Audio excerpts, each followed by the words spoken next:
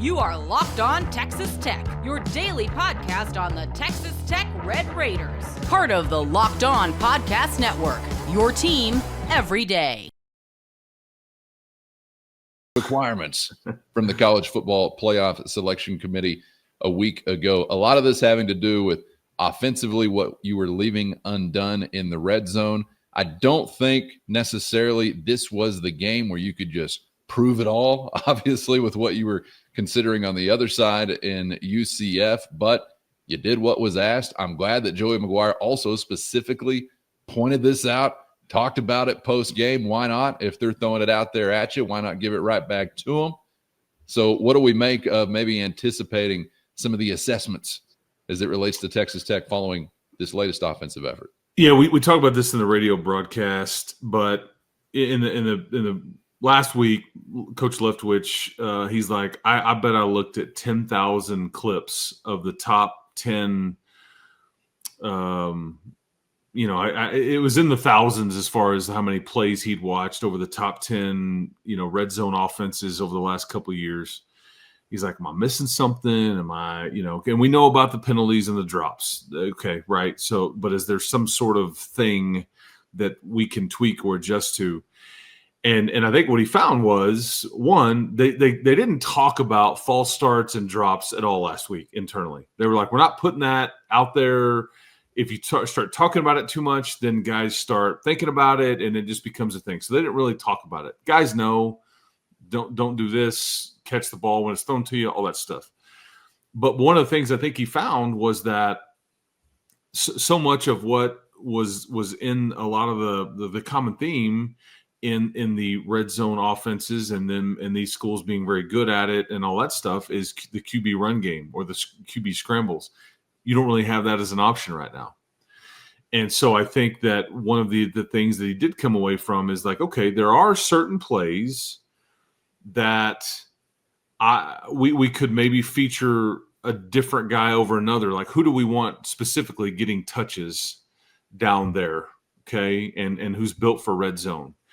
And it's an obvious, like, well, you've got 2 running backs, you've got 2 tight ends, you've got 3 receivers, and so there's only so many choices you can choose from. But I do think that they intentionally, the Jacob Rodriguez thing, we'll see where that continues. I wouldn't say that that's maybe the last you've seen of that, and I think you can kind of play off of that a bit. There are other things that I think they have not run yet that they've got in store for whenever they want to pull that out.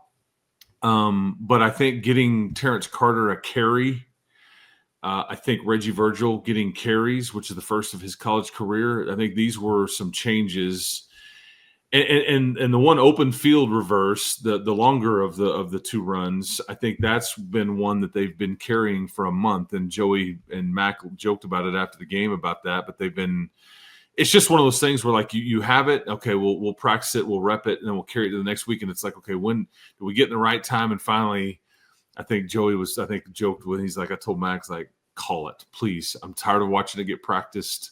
I want us to run it, and they did. And so I think, yeah, that was the joke. It's like, hey, it's off the call sheet now. We ran it, but it's because I think you even said from your view that you felt like that one faked you out. Did it not?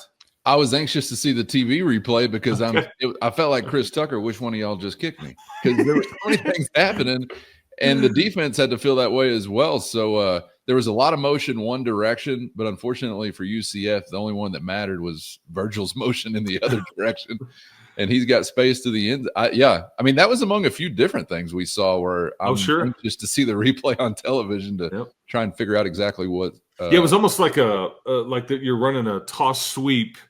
Everybody's going one way, and then Reggie just he motioned through it, and like and it just, it worked. And then he's able to, you had your receivers out blocking, and you just basically just trying to get the ball to your guy in the open field and let him do his thing. And you did that. I thought the TC thing, that's more of a low red zone scenario. He didn't quite get into the end zone, but it did move it to the 2-yard line, or 1 or 2 yard line, which allowed you to punch it in with the stash package as we talked about. But you're starting to see, I think they'll continue to get more creative. But I liked it. I think you liked it. I think Joey liked it. I think Mac liked it. And it all worked. The red zone stuff, not really a talking point this week. And again, I'll mention to you, this was a UCF defense that's statistically, and this was large in part the side of the ball that was relatively healthy for them.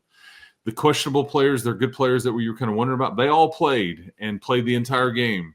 It was their offense that was mostly injured. But you did something that really nobody had been able to do all year, and that was put up a significant amount of points on these guys because they had not given up more than, I think, 31, 33, something like that all season. And you had 35, at some point in the second quarter, and then obviously got that to 38 before halftime and then kept going from there. But yeah, the red zone stuff was a lot of fun. But hey, man, you want to hand it to Reggie and TC? You want to do some different things with your All-American linebacker or whatever bell and whistle you've got? I'm here for it. All right, so we'll see what the oracles of the college football playoff have to say about it here this week and kind of continue to chase these fluid and tangible things. But I would like to offer up, before we move on, Chris, and wrap it up, an example from the weekend gone by as to exactly what my beef was. I was trying to describe last week was sort of the way that they have viewed how they're supposed to perceive or assess or at least qualify as relevant some of these things they see week to week. And I feel like this was misunderstood or maybe just flew by some last week. I don't mind you disagreeing, obviously, with what I was saying was my perspective on the matter. But I do feel like in some cases, some felt like I was disagreeing with what the selection committee was saying about Tech's offense. Obviously couldn't. Anybody with eyes would agree with what they were literally saying. So didn't disagree with that, was not offended by that. And I think some also felt like, hey, why would you say this when actually what you're talking about would hurt Texas Tech's case in this instance if you were going to like computer approach, whatever. So I had to point out, this is not a tech-centric perspective. This is a football consumer perspective in order to try to best assess or put together a playoff field. And one of the examples, Chris, that I thought was right there for us to decipher from the weekend that just went by played out in College Station, because I wonder if there was a whole lot of assessment of the Aggies last week that involved the possibility they could themselves this weekend, or that Marcel Reed could throw double picks, or you could be fumbling it in the red zone. Did you see that possibility? Did you dock them any points for being capable of that type of thing? I doubt it. And moving forward from this weekend, Chris, what I would like to hear from them in this example, and believe me, this is one that really tests my honor code because we're talking about the freaking Aggies here. But what I would really like to see for Team A and Team B, you win the day, you survive the day. If you're being docked for things, it's not like, oh, you weren't the prettiest in the red zone or offensively. It's that you sort of had to really duel it out with a 1-20 team or whatever South Carolina is.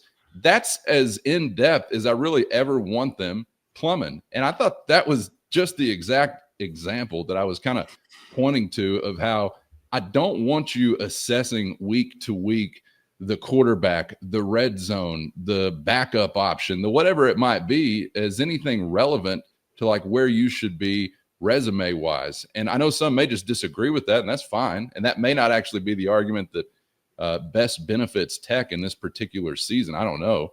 But that's sort of what I'm talking about. Like, I'm sure they thought prior to the weekend, well, A&M's offense must just be the unstoppable force. Nothing will ever go wrong. Certainly not this week against South Carolina. But I guess they need reminding, this is college football we're talking about, and you never know what's going to happen.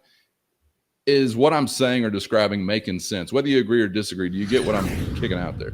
First, today's episode brought to you by Gametime. Have you ever decided at the last minute to head to a ball game with friends or family? Maybe it's game day and you suddenly feel the call of the stadium. That's exactly where Gametime comes in. It's the easiest way to grab last-minute tickets without the stress. And with the money you save on tickets, you can then splurge on foods, drinks, gear, and more. Gametime makes it all possible. And best of all, Gametime makes buying tickets fast and simple. Prices on the app actually drop the closer you get the first pitch, and they've got incredible last-minute deals, clear seat views, and a lowest price guarantee that takes the worry out of buying. And if you're like me, you get tired of endless scrolling trying to find the best deal, and that's why Gametime's Zone Deals is the go-to move, since it automatically picks the best seats in your section for you at the best price. And as always, you can get a view from your seat right there in the app. So before you buy, you know exactly what you're going to see. Take the guesswork out of buying tickets with Gametime. Download the Gametime app, create an account, and use our code LOCKEDONCollege for $20 off your first purchase. Terms apply. Again, create an account and use our code LOCKEDONCOLLEGE, Locked On College, for $20 off. Download the Gametime app today. Last minute tickets at the lowest price, guaranteed. Yeah, November's tricky, but what you're going to hear about that A&M thing, I'm afraid, is like the narrative, large in part, will be, see, we've tried to tell you about the SEC. I mean, it's just it's a deep league, man. It can get you at any time.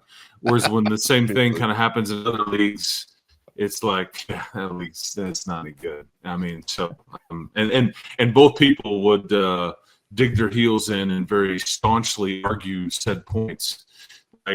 Like, are you the crazy one? Like, or am I talking? This is just how this stuff goes. But weird stuff happens, and I don't know what we're gonna be told this week, because the dynamic of who's telling us that has changed. The Arkansas AD is now the spokesperson, and you've got the Utah AD now in the mix again, and I don't know. The whole thing is going to be quite interesting on kind of the reasoning, I guess I should say.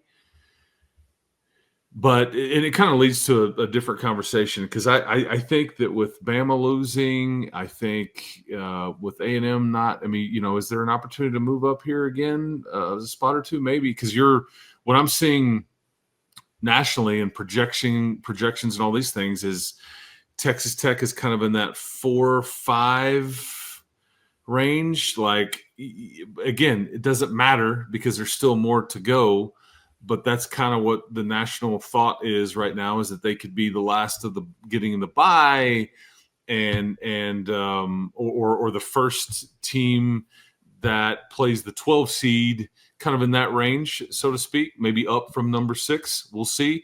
That's going to require, though, you beating West Virginia and winning the Big 12 title game. So you're going to need a win number 11 and 12 for, I think, to matter, because the real question is, if you weren't to get it done in West Virginia, what then? What does that mean for your Arlington case and an at-large possibility? But yeah, that leads to a whole separate conversation, which I think we're going to get to here shortly. Yeah, I wanted to get to the Big 12 title game specifically because getting some texts from some mobsters or otherwise on Saturday night. Hey, should I go ahead and get